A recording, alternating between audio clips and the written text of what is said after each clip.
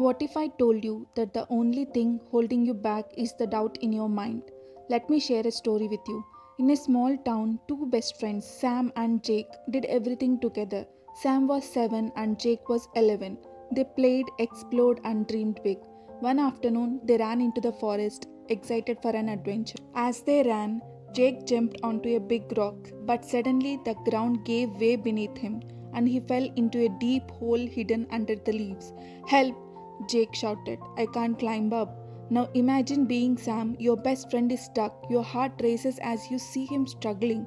The hole is deep and there is no one around. Running back for help would take too long. What would you do? Sam didn't waste time. He looked around and spotted a thick tree root hanging into the hole. Without thinking, he grabbed it and climbed down to Jake. Take my hand, Sam called, but Jake hesitated. You're too small, you can't pull me up. Most people would doubt themselves at that moment, but not Sam. I can do it, just hold on, he insisted. He pulled with all his strength, his arms burned, his legs shook. He refused to let go. Inch by inch, he lifted Jake up. His hands slipped, sweat dripped down his face, but he kept going. His only thought was, I have to do this. With one final pull, Jake climbed over the edge and collapsed on the ground, gasping. Sam fell beside him. Out of breath, they lay there in silence, then started laughing. You actually did it, Jake said, amazed. But how? You're smaller than me. Sam shrugged. I just knew I had to. Back in the village, they told their families what had happened, but instead of being impressed, the villagers laughed. Impossible, one man said. A 7-year-old pulling an 11-year-old out of a hole? No way. You must be making up stories. Another added, there's no way you had the strength. The boys felt crushed. But then Grandma Ruth, the wise elder of the village, stepped forward.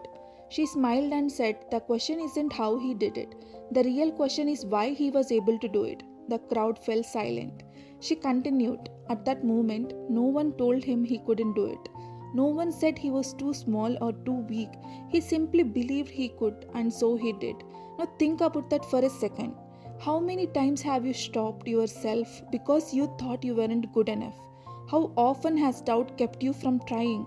The only limits we have are the ones we believe in. If no one tells you that you can't, you will find a way.